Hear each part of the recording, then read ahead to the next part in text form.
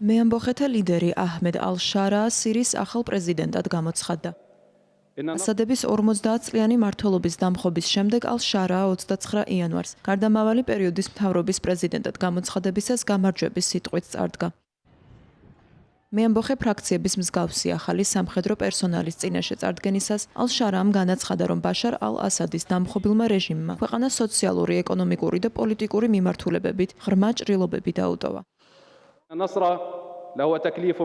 გამარჯვება თავისთავად მოვალეობაა. გამარჯვებულთა მოვალეობები მძიმეა. დიდია მათზე დაკისრებული პასუხისმგებლობა. დაცემულმა რეჟიმმა ღრმა ჭრილობები დატოვა სოციალური, ეკონომიკური, პოლიტიკური და სხვა მიმართულებებით. გამოჯანსაღება დიდ სიბრძნეს და უღალავ შრომას და გაურმაგებულ ძალისხმევას აჭიროებს. ბოდვა იფიქრო, რომ ბრძოლის დრო წარსულს ჩაბარდა და შვების დრო დადგა.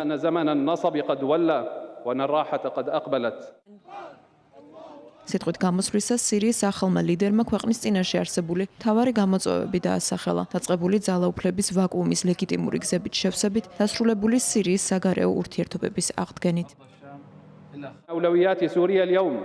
დღეს სირიის პრიორიტეტები ასეთია. პირველი, ძალაუფლების ვაკუუმის ლეგიტიმური და კანონიერი გზით შევსება. მეორე, სამოქალაქო მშვიდობის შენარჩუნება გარდამავალი მართლმსაჯულების გატარებით და შურისძიების აღკვეთით. მესამე, სახელმწიფო ინსტიტუტების, განსაკუთრებით სამხედრო, უსაფრთხოების და პოლიციის ძალების აღდგენა, რომლებიც უპირველეს ყოვლისა სამოქალაქო უსაფრთხოების შენარჩუნებას მოემსახურებიან. მეოთხე, განვითარებადი ეკონომიკური ინფრასტრუქტურის ჩამოყალიბება, რომელიც ადამიანური რესურსების, სოფლის მეურნეობის, მრეწველობის და მომსახურების სექტორის აღდგენაზე იქნება ფოკუსირებული. და მეხუთე, სირიის რეგიონული და საერთაშორისო პოზიციების აღდგენა, მისი საგარეო ურთიერთობების ხელახლა აშენება, რომელიც თანამეგობრობაზე, პატივისცემაზე, სუვერენიტეტსა და საერთო ინტერესებზე იქნება დამყარებული.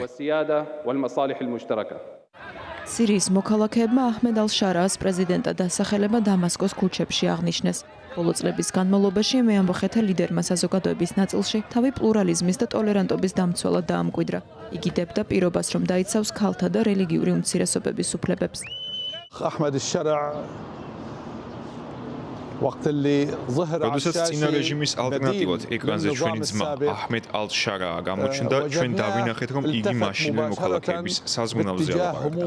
მან დაიწყო საუბარი პურზე, გაზსა და ხელფასის ზრდაზე.